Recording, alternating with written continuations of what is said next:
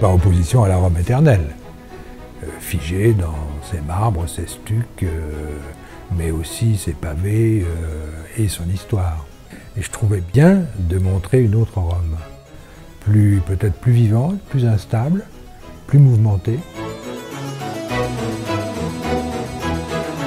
D'abord, on ne sait pas forcément qu'à Rome il y a du baroque, or il est pourtant omniprésent, surtout dans le centre historique, et on ne le sait pas parce qu'il n'a pas l'allure caricaturale, schématique, il ne ressemble pas aux clichés qu'on imagine quand on entend le mot baroque.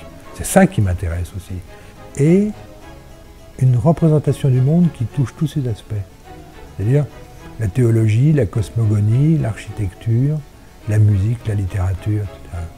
C'est quand même, c'est à la fois très singulier et très puissant.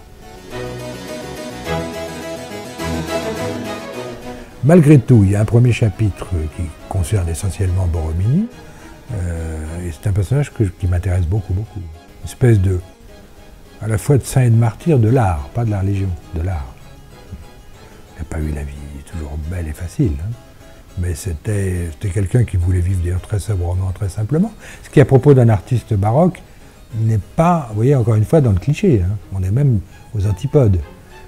Le Bernin était un homme de cour qui savait très bien faire avec les princes et les papes. Donc je me suis amusé à reconstituer ce décor du Bernin dans son théâtre, qui correspond à cette Rome qui devient elle-même un décor. Bon, voilà. Donc ça, c'est le deuxième chapitre. Et le troisième chapitre, ça n'est plus le baroque, c'est Piranèse, c'est la poésie d'Erwin. Et donc, dans Piranèse, il y a quelque chose qui, de cette Rome éphémère dont je parlais, puisqu'il s'agit d'Erwin. Et les ruines, ça n'est jamais là, donné une fois pour toutes. Les ruines, ça se bouscule encore.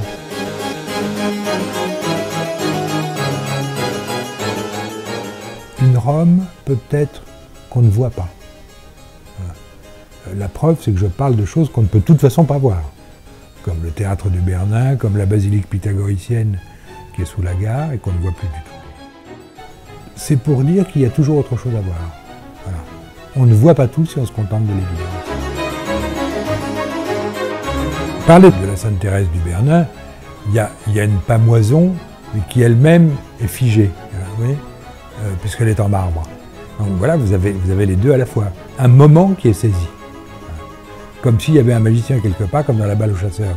Hop, vous restez comme vous êtes. Voilà, il y a ça dans le baroque.